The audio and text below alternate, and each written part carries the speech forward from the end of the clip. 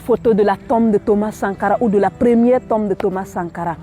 Lorsqu'ils ont été tués dans la soirée du jeudi 15 octobre, les 13 cadavres ont été précipités vers le cimetière de Dagnoy.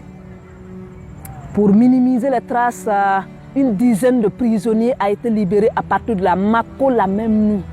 Et c'est la dizaine de prisonniers qui étaient chargés de creuser les 13 tombes la même nuit.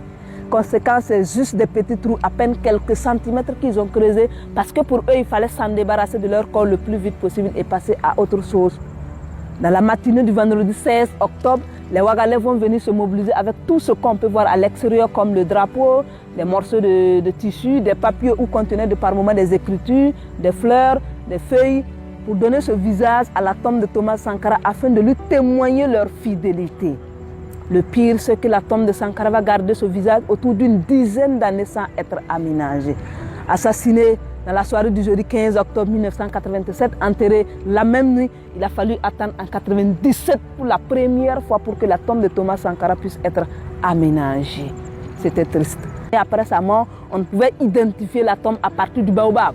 Et ce baobab était devenu un repère pour la tombe de Thomas Sankara. C'est toujours une preuve de la grandeur et de l'immortalité de l'homme lorsqu'on connaît un peu la symbolique du baobab en Afrique. C'est-à-dire que l'homme, bien après sa mort, il a toujours gardé la grandeur, il a toujours gardé son immortalité.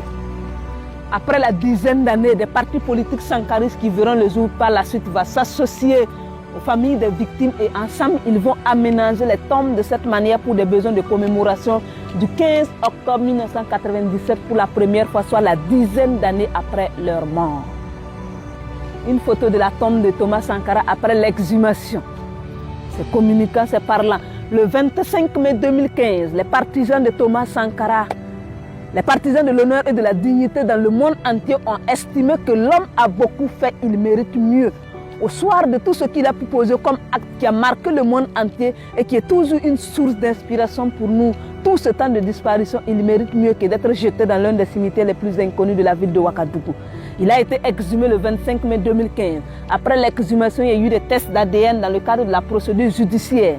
Et après ces tests d'ADN, les restes des corps de Thomas Sankara et de ses 12 compagnons vont passer 8 ans déposés dans des boîtes à la justice.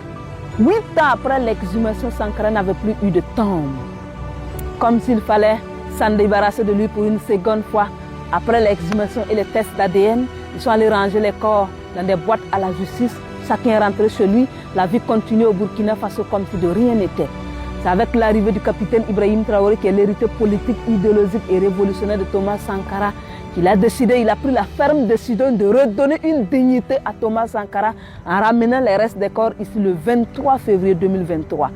À l'époque, ça fut l'une des actualités qui a fait couler beaucoup d'encre et de salive. Mais il a pris la décision, il l'a assumé. Et le 23 février 2023, Sankara a été enterré sur ce site-là avec tous les honneurs qu'il faut à un président qui s'est sacrifié pour sa nation.